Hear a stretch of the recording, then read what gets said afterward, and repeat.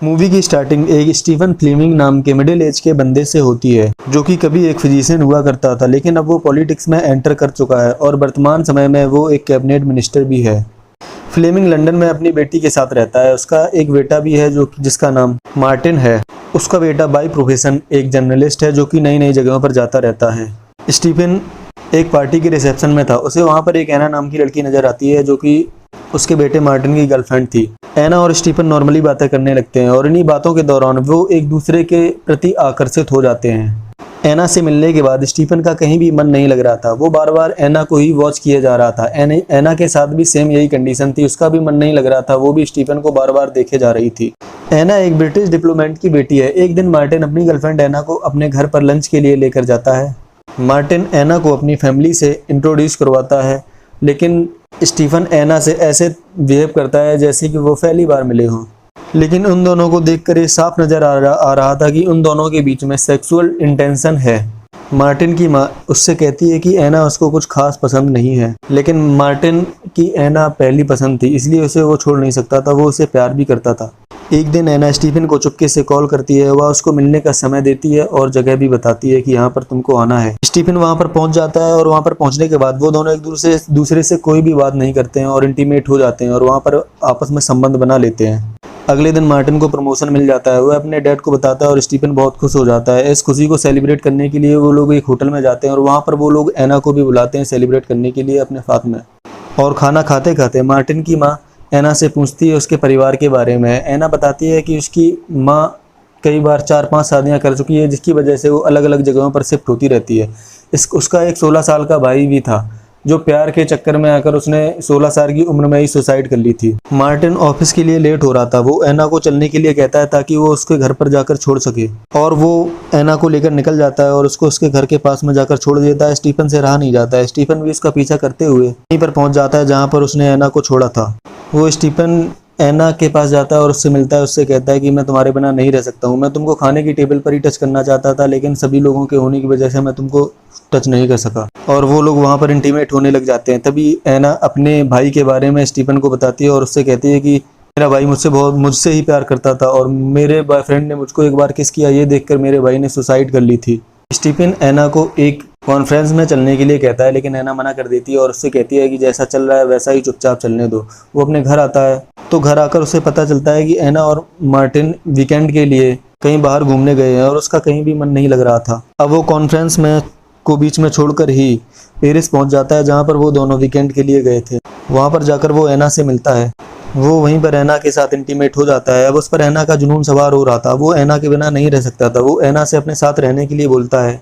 ये सुनकर एना वापस मार्टिन के पास चली जाती है और स्टीफन एना के रूम के सामने ही रूम ले लेता है और वो खिड़की से एना और मार्टिन को इंटीमेट होते हुए देखता है। ये सब देखकर वो बुरी तरह से टूट जाता है और बहुत ज़्यादा परेशान होने लगता है।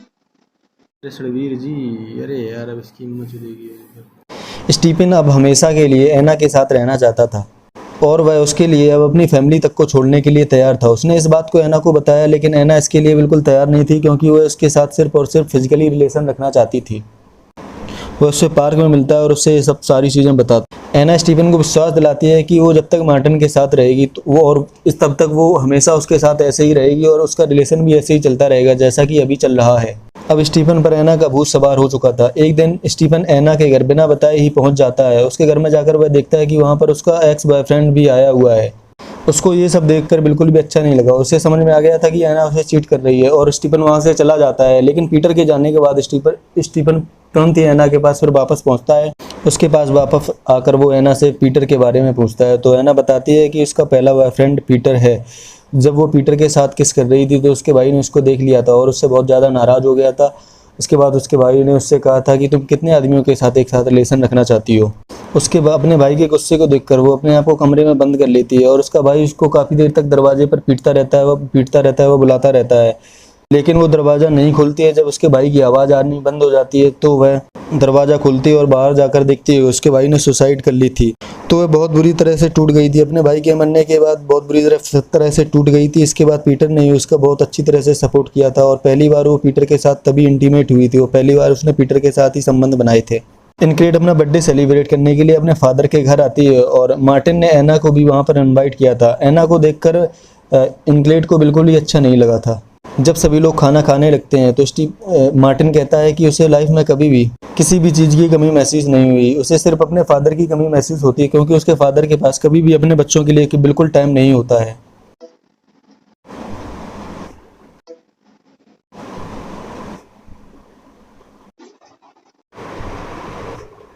और तभी मार्टिन कहता है कि वो एना से शादी करने वाला है, लेकिन स्टीफन के ऊपर एना का भूत सवार था और वो एना को किसी के भी साथ नहीं देखना चाहता था। जब वो मार्टिन के पास अकेला होता है तो उससे पूछता है कि उसने ये सब कब प्लान किया, तो मार्टिन कहता है कि वो जब भी एना के साथ होता है वो तो अपनी सारी प्रॉब्लम भूल जाता है, इसलिए वो एना से शादी करना चाहता है। मार्टिन के मुँह से ये सब बातें सुनकर स्टीफन को बिल्कुल अच्छी नहीं लग रही थी, लेकिन वो फिर भी मार्टिन के सामने ऐसे रिएक्ट कर रहा था जैसे कि वो बहुत ज़्यादा खुश हो ये सुनकर। जब रात को स्टीफन एना के पास आता है तो वहाँ पर आज वो बिल्कुल भी खुश नहीं था। वो लोग इंटीमेट हो जाते हैं। सब कुछ करने के बाद जब वो वापस जाने लगता है तो उसकी बेटी सैली उसको एना के साथ देख लेती है, लेकिन रात में सैली उससे कुछ भी नहीं कहती है। लेकिन सुबह स्टीफन सैली से कहता है कि वो शादी के लेकर एना के पास गया था, शादी की बात करने के लिए उसके पास गया था, क्योंकि तुम्हारी मदर को भी एना बिल्कुल भी पसंद नहीं है। शादी की बात सुनकर एना की माँ स्टीफन के परिवार से व मार्टिन के घर आती है मिलने के लिए, और बातों बातों में वह एना से कहती है कि उसको स्टीफन बहुत ज़्यादा पसंद है, वह उससे खुशी खुशी शादी कर ले। और इसके बाद जब स्टीफन एना की माँ को छोड़ने के लिए उसके होटल में उसके रूम में जाता है, छोड़ने के लिए जाता है, तो रास्ते में एना की माँ स्टीफन से कहती है कि वो एना से दूर रहे। अगर वो एना से दूर नहीं रहेगा तो उसकी बेटी का घर और साथ में उसके बेटे का भी घर खराब होगा, जिससे उनका सभी का नुकसान होगा। स्टीफन को भी अपनी गलती का एहसास हो जाता है और वो एना को फ़ोन करके सब कुछ ख़त्म करने के लिए बोल देता है। और स्टीफन इसके बाद मार्टिन के ऑफिस जाता है। मार्टिन की टेबल पर वो जब एना, मार्टिन और स्टीफन की तीनों की फ़ोटो रखी देखता है तो मार्टिन से वो कहता है कि तुम बिल्कुल सही थे, मैं गलत था, तुम्हारी पसंद बहुत अच्छी है, तुम हमेशा खुश रहो। मैंने किन्हीं कारण बस अपनी फैमिली को बिल्कुल समय नहीं दे पाया है, मुझे अपनी गलती का एहसास हो गया है। स्टीफन अब एना के बारे में सोचकर अपसेट रहने लगा था। वह देर रात तक जागता रहता था और शराब भी पीने लगा था। एना से उसकी दूरी बिल्कुल उसको बर्दाश्त नहीं हो रही थी। अब ये सब सोचकर वो बहुत ज़्यादा परेशान रहता था, वो अपसेट रहता था। उसकी वाइफ ये सब देखकर उसके बारे में, उस चीज़ के बारे में पूछती है, लेकिन वो चाह कर भी अपनी पत्नी को कुछ भी नहीं बता सकता था, क्योंकि अगर वो बता देता तो और भी ज़्यादा प्रॉब्लम्स हो जाती। एक दिन एना स्टीफन के ऑफिस में एक नया पता और नई फ्लैट की चाबी भेजती है, क्योंकि वह स्टीफन के साथ अभी भी सेक्सुअल रिलेशन रखना चाहती थी और उसने इसके लिए एक नया फ्लैट खरीदा था। इसके बावजूद भी वो एना से मिलने नहीं जाता है। एक दिन मार्टिन एना को अपने घर लेकर आता है तो वो स्टीफन को पकड़कर कहती है, अगर तुम हम दोनों के बीच का रिलेशन ख़त्म करना चाहते हो और हम मुझसे कभी नहीं मिलोगे तो फिर मैं मार्टिन को भी हमेशा के लिए छोड़ दूंगी और उससे कभी नहीं मिलूंगी।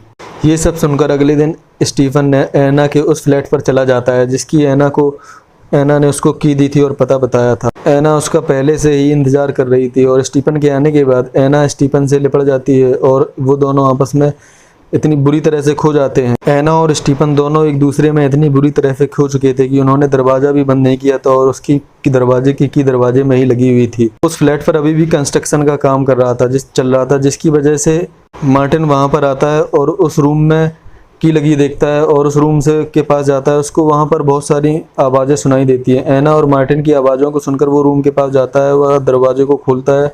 एना को और अपने डैड को एक साथ देखकर एक बिस्तर में बिस्तर होते हुए देखता है तो उसके पैरों तले ज़मीन खिसक जाती है। उसको अपनी आंखों पर बिल्कुल भरोसा नहीं होता है। इसके पहले कि स्टीफन उससे कुछ कहता है तो पीछे लौटने लगता है और उसको अब होश नहीं रहा था, जिसकी वजह से वो रेलिंग से टकराकर नीचे गिर जाता है और नीचे गिरते ही उसकी तुरंत ही मौत हो जाती है। ये देखकर स्टीफन जिस स्थिति में एना के साथ लेटा हुआ था उसी स्थिति में दौड़कर अपने बेटे के पास जाता है और अपने बेटे से लिपटकर रोने लगता है।